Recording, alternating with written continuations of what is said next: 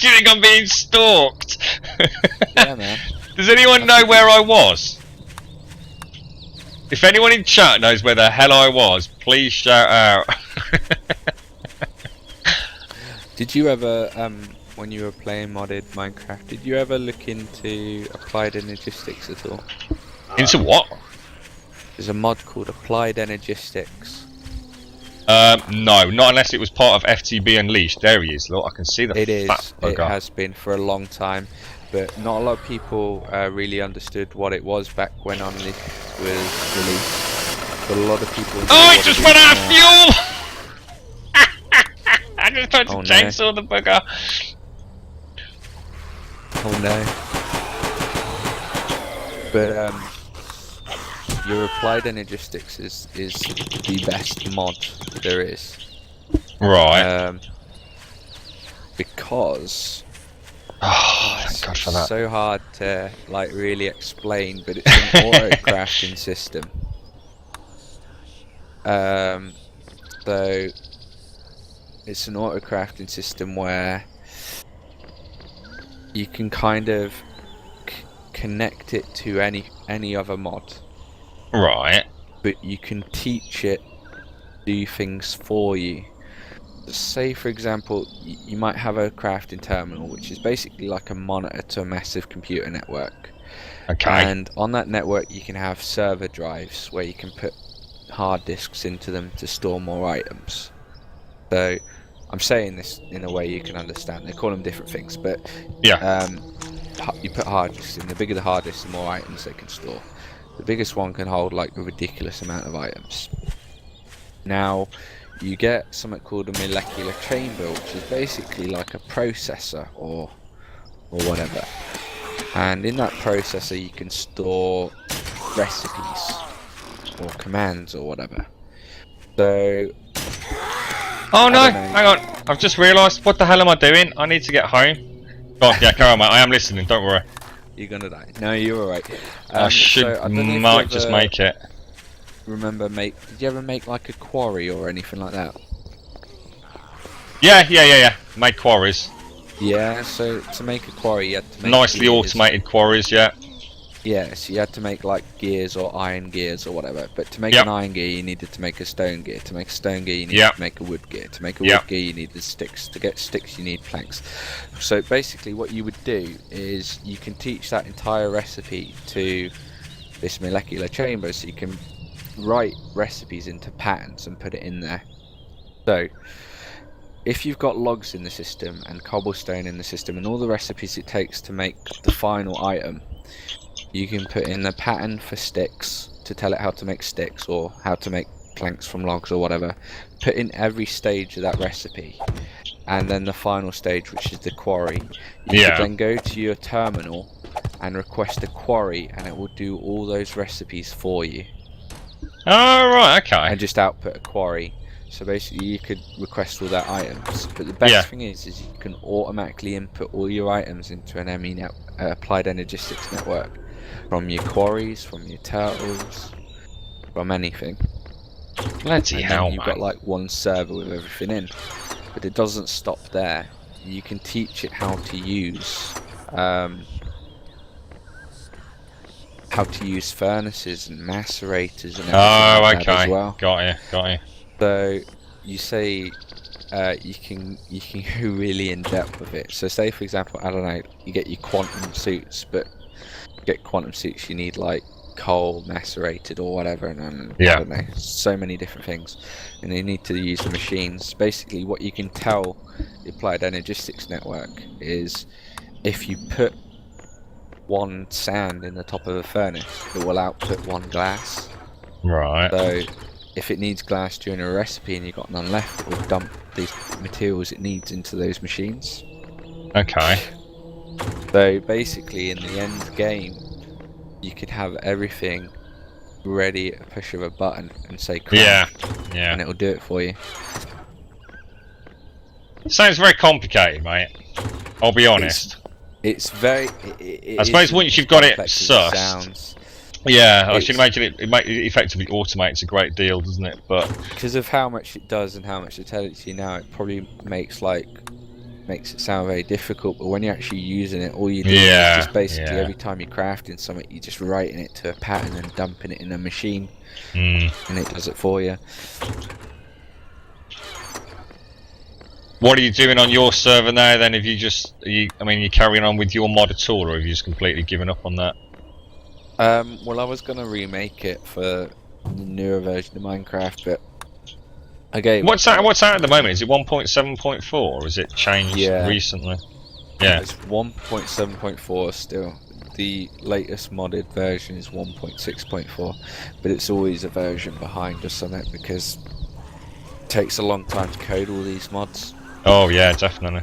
Oh, here's a question for you. You might know. Have they sorted out Optifine for 1.7.4 yet? No, I don't think so. And I think Optifine is going to be a dying thing in the future. I love my Optifine. Yeah, Optifine is great, but it's no longer being supported by a lot of the big Minecraft. Why is that then? Things, because in the recent versions, like for the later versions of Minecraft, he's starting to force things to happen instead of like, it's really hard to explain, but it was explained to us by one of the makers of FTB and a few of the biggest streamers, is they're not using it because it forces the Minecraft to do things in a way and not gives it an option to do it. Something like that, he's breaking the rules somewhere along the line. Oh right, well, that sounds a bit bizarre. When he first made it, it could configure or change the way it runs slightly, but now he's just brute forcing it to happen, if that makes sense. Oh, okay. So instead of just coding it to run that way, it's kind of like, no, you're running that way. And it doesn't work very well with any of the FTB mod packs since 1.5. So no, that's right, yeah. It broke because it doesn't work with any of the mods, because it doesn't work with normal vanilla Minecraft properly. Of course, if you change it and add mods to it, it screws everything up. Yeah, yeah. Oh, it's a real shame because, I mean, I'll be honest. When I was playing vanilla, I absolutely, yeah, I loved it. Oh wow, check that out. What is it you love about it? What about vanilla Minecraft? No, about Optifine. The options I had for the video settings, that's purely what I enjoyed about it. I found that, you know, things like the anti-aliasing options and everything that I had, I mean, I know I can work around those in another way, but yeah, it was purely the video settings. I could get a much smoother experience when I was playing with Optifine. I just find that no matter how good your PC is, I mean, I've got a pretty good one, Minecraft was never the smoothest experience, to be honest. And yet with Optifine, I found that it just seemed to be much more pleasant, much more smooth actual gameplay experience. I don't know what else Optifine was doing in the background. From the sounds of it, a hell of a lot from what you're saying and stuff that, like you say, it probably shouldn't be doing. But I must admit, I found it difficult not having the options that Optifine gave me. But it's like anything, isn't it? Once you're used to something and it gets taken away from you, you know. Yeah. I think I'll be honest. It removes fog now, but basically what Optifine does, and the one option that I found was very good, was it allows the jar file to run on multiple cores. Oh right, okay. That's why it gave you the smoother experience. Yeah. But yeah. But a lot of the options, like the anti-aliasing and stuff like that you have on there, are options you have on your graphics card anyway. You can that's true. The Minecraft application to run in that way. But yeah, I don't know. Maybe someone will make something very similar to Optifine at some stage. Like there was talks about it a long time ago, but whether it is there a mod out there to make it run on multi-core then? Is that what you're saying? No, there isn't. No, there's nothing. No. Optifine is its unique thing right now, but it sounds like it's gone the way of the dodo though, from what you're saying, mate. It potentially will. there'll be a version out for 1.7.4 if there isn't already, but there wasn't the last time I checked, which was only a couple of weeks ago. So, and from what I read on the, I can't remember which website I was on. I'll have a look in a sec. But there was a post saying that they were waiting. They couldn't update Optifine until something else had been updated.